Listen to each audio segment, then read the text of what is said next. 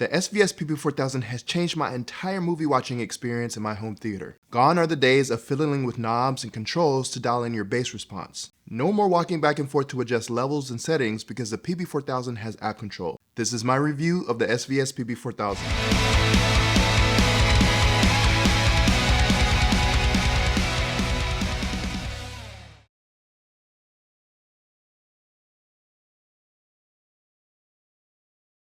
With a 13.5-inch driver that extends down to 13 Hz in extended mode, and an amplifier rated at 1200 watts RMS, and peaking at a whopping 4200 watts, the PB4000 is an absolute beast, especially when you consider its massive size, clocking in at 23.4 inches high, 20.5 inches wide, and 30 inches deep. It's just an absolute monster. The first thing I noticed was how much more dynamic range the PB4000 added to my system.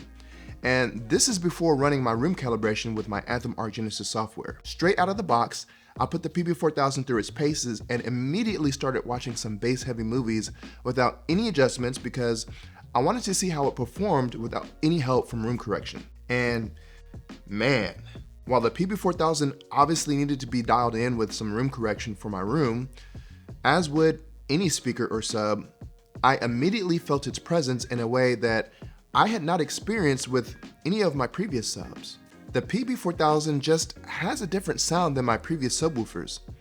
The HSU VTF2 MK4, which I recently sold, and my SVS PC2000, which I'm still using in my setup with the PB4000 in a multi-sub configuration. But as I kept doing more and more listening, I couldn't help but feel like something was missing from before. Like I said, the PB4000 just sounded different, and I just couldn't put my finger on what it was. And then one day, it hit me. I've been living with boomy bass. The PB4000 is just such a better performing sub on so many levels than anything I had experienced before. And it just exposed that I'd gotten used to a boomy sound when my previous subs needed to dig deep for those action-packed movies that called for it. Now, don't get me wrong. The PC2000 and VTF2 MK4 are great subs in their own lane, but when you need them to dig down below 20 Hz, that's where they start to sound boomy and port chuffing becomes an issue. And it wasn't until I got the PB4000 that I truly realized what I had been missing. With the PC2000 and VTF2 MK4, there was always port chuffing when a scene called for bass below 20 Hz, even with two subs. The first movie I tested with the PB4000 was Edge of Tomorrow's opening scene with that crazy deep and probably unnecessary bass note. However, I used the long anticipated 4K version, which, if you've seen the 4K version, then you've no doubt realized the sound engineers have cleaned up that bass note quite a bit. It's now extremely tight and clean sounding, and the boominess is gone, but still digs extremely deep. Whoa.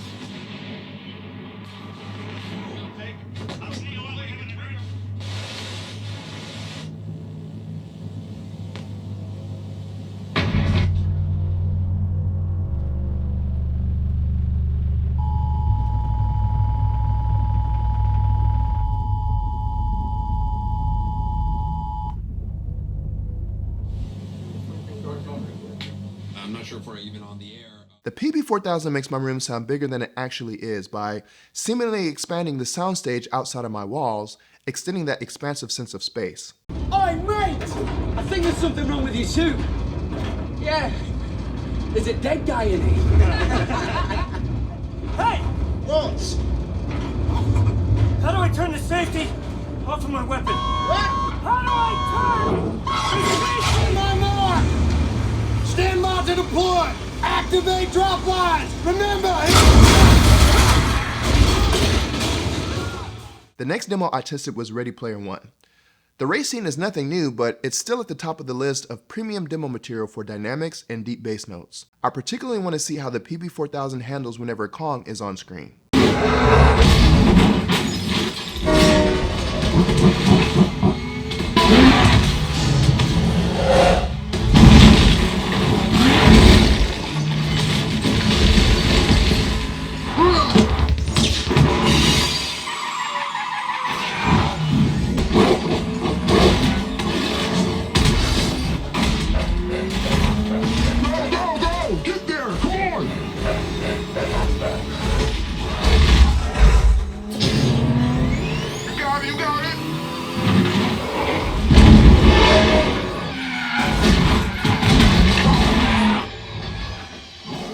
next demo I viewed was Godzilla vs. Kong. This movie has some of the deepest clean and tight bass you'll hear on 4K Blu-ray. Whether it's Godzilla on screen or Kong or Mechagodzilla, there's a constant barrage of impressive bass that should rattle anything inside or outside your theater that's not bolted down.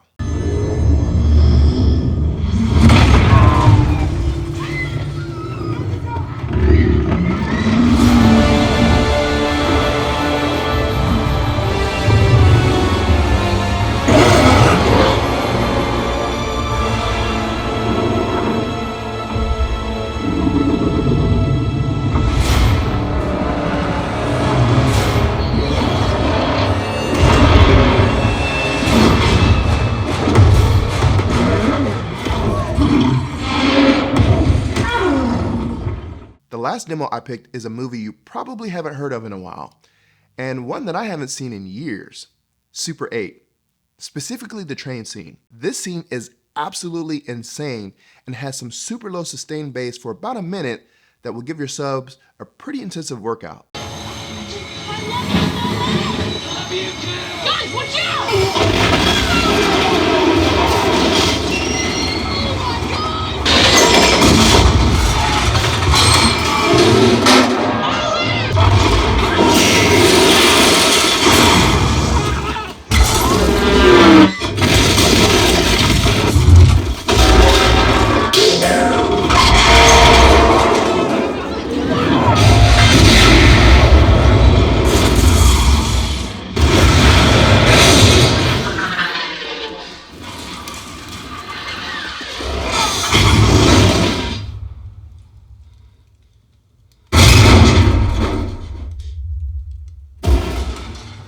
The PB4000 makes my room sound bigger than it actually is by seemingly expanding the soundstage outside of my walls, extending that expansive sense of space. The PB4000 sliced through each of these movie demos with precision and ease, like a hot knife cutting through soft butter. Whereas before I had the PB4000, my subs were more sufficient rather than capable. The PB4000 gives you so much headroom and really opens up your speakers in a way that you just have to experience it in person. Before the PB4000, I had only ever really heard subs and never experienced what a true high-fidelity sub felt like, at least in my home theater. But with the PB4000, you feel every punch, car wreck, explosion, repulsor blast, anything that is meant to be felt in blockbuster movies like Dune, Godzilla vs. Kong, and Top Gun, you feel it. The PB4000 is placed behind me, and while it isn't considered near field, with that 13.5-inch woofer and 4200 watts peak, I feel it in my back, chest, and gut, and I'm loving every minute of it. I'm out there, Jerry, and I'm loving every minute of it.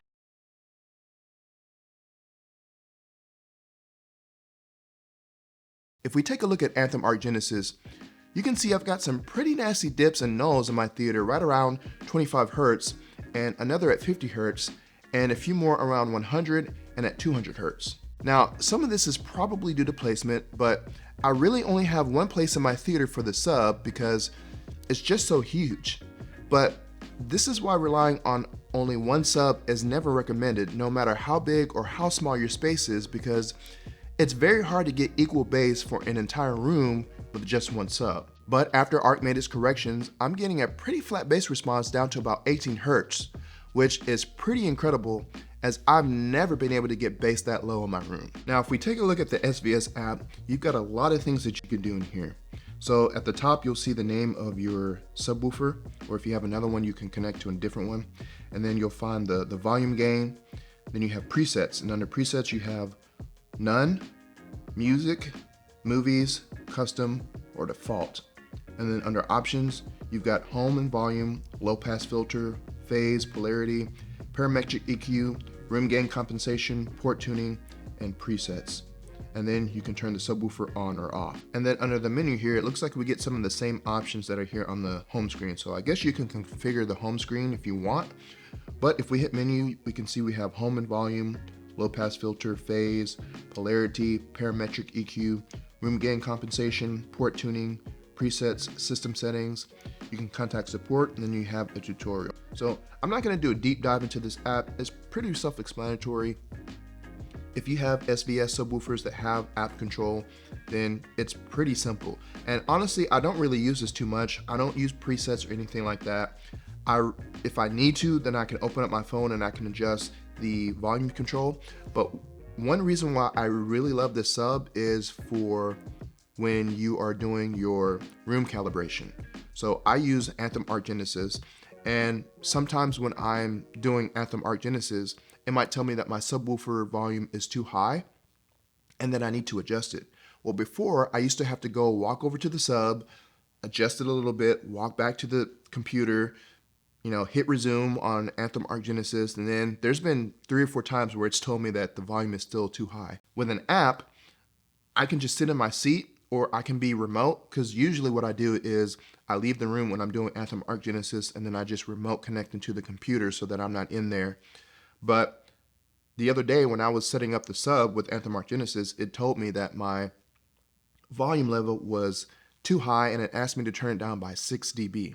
So I just opened up the app from another room, went in there, adjusted it by 6 dB, hit resume on Anthem Arc Genesis, and it worked. So I really like this. Again, I don't know if I would use the app consistently, but if there's ever a case where I don't want to walk over to the sub and adjust it, I have the exact same controls on this remote app, so it's really great that they give you that option.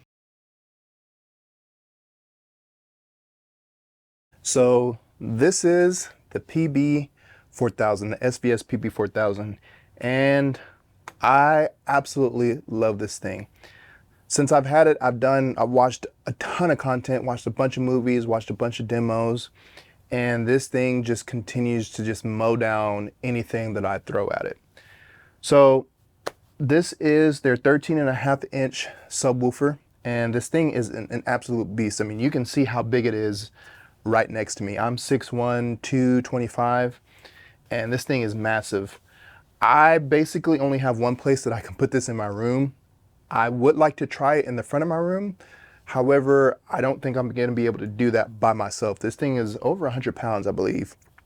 And to have to get it up over my riser to the front, without scratching it, because it's not mine yet. I do plan on buying this. This is a review unit, but I do have the option to buy it, which I probably will.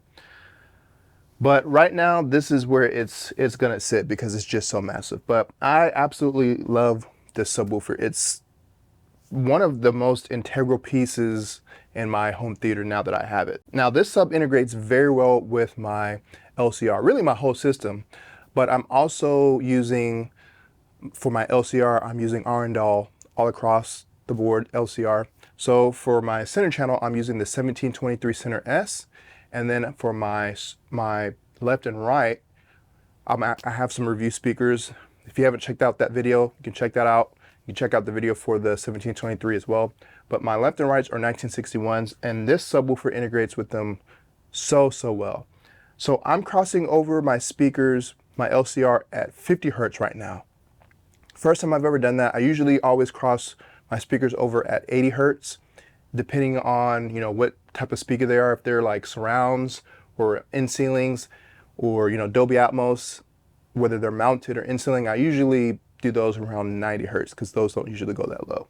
But I'm testing it out right now to see, because the Arundels, they are rated at 4 ohms and they can take a lot of power. So for my amplifier that I'm using for my LCR, I'm using a 3-channel amplifier, an Emotiva XPA3 Gen 2, and at 4 ohms they can supply 300 watts of power. So that's why I'm giving my LCR so much power, and it integrates perfectly. Now I'm going to do some testing to see which one I like better, crossing over at 80 hertz and just letting the sub do all of the work, or if I get better imaging, better sound, better acoustics from crossing over my LCR at 50 hertz. But regardless, this thing is an absolute beast. As soon as I hooked it up, like I said in my review, I did not run any type of calibration on it or anything. I just wanted to see how it sounded like out of the box. And obviously it needed to be tuned for my room, but man, I immediately felt the difference. Not only heard, but felt the difference in the sub as opposed to having my other two subs, which is a HSU VTF2 MK4, which I don't have anymore, and then my PC2000. And I mean, it was just, I don't know if I've ever experienced an immediate sense of wow factor in my experience in my home theater with the PB4000. So excellent, excellent sub. This thing does up to 4,200 watts, I believe, you know, at peak. So it's got a ton of power. Now, a couple of things that I would say that I don't necessarily like. There's not a whole lot bad to say about this sub, but one thing is, the biggest thing is the grill. So I have the grill here. This is the grill, and it is a metal grill. It's metal, however, it's not magnetic, which I kind of find odd. So it uses the same type of, I don't even know if that's what it's called, pegs, but the peg, you know, that you push in on the, you know, inside of it, you can see you've got these little pins that you push into the subwoofer. But my issue with that is for the price, you're obviously getting a premium quality subwoofer, but for the price, the premium build quality, and the fact that the grill itself is metal, I feel like it's a little bit, I feel like it's unacceptable that this doesn't have magnetic grills. I'm not sure why they didn't go with magnetic grills. I don't think it would be that much more. And yeah, I'm not sure why they did that, but I feel like for the price that you're paying for, they should have at least put magnetic grills on this. But that's probably the biggest thing that I would say that I have an issue with, other than just the sheer size of it. Not necessarily that I have an issue with it, but because it's so big, it makes it hard to move around, and it makes it hard to have this in your space if you don't have a big room. Now, thankfully, I have a pretty large room. I don't have the largest room, but I have a pretty large room, so I have space back here to put this. And actually, I could probably put two of these back here. I actually angled it and moved it into the corner just so that it was a little bit out of the way over here.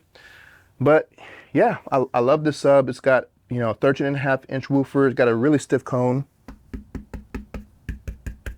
And, you know, it's ported. I'm using it in extended mode, so I should be getting down to 13 hertz. I'm not yet. I need to do some more testing on that. But excellent sub. I cannot recommend this enough. I know a lot of you guys out there love your SVS. I have the PC2000 before. This is my second SVS sub. And, you know, SVS started off making just subwoofers. They make some awesome products still. You know, now they have speakers, they have, you know, elevation speakers, they have powered speakers, all kinds of stuff. They've really branched out and continued to have that brand name and still make good quality products. But I think their bread and butter is still their subs. They make some of the best subs, you know, consumer subs that you can put in your home. So I'm really excited about this. I'm really excited to eventually purchase this. I would love to have two of these. Like I said, I could probably do it back here, but it would be very, very tight. But I'm more than happy with this, you know, having this sub and pair it with my PC2000. It's more than enough for my room. So again, I can't recommend this sub enough. Let me know down in the comments if you have SVS, which sub you have, how many subs you have, what kind of configuration you're using them in. Are you using them in home theater, 2-channel? Let me know down in the comments. At the time of this review, the PB4000 is selling for $22.99 and goes for $43.99 if you buy two. Now, I can't even imagine what two PB4000s can do in my theater, so if you're rocking two PB4000s or more, let me know down in the comments and share your thoughts and experience with the PB4000. I can't say enough good things about this sub. It may not be in-game for everyone, as there are bigger subs with bigger drivers and bigger drivers with a smaller footprint, which, if I had to criticize the PB4000 at all, I'd say the size of the sub might not be manageable for everyone, especially if you're married and have to comply with the wife acceptance factor. But for me, right now, the PB4000 is in-game status and gives me everything I have been looking for in a high-end subwoofer. So that's going to conclude it for the PB4000 review. I hope you enjoyed this video and found it helpful. If you did, please make sure that you subscribe to the channel and you hit the bell notification so you know when I post new videos, and hit the like button and share it with your friends. As always, no matter where you're at on your home theater journey, Make sure you enjoy it. For Haterade Cowboy Cinema, I'm Haterade Cowboy, and I'll see you guys in the next video.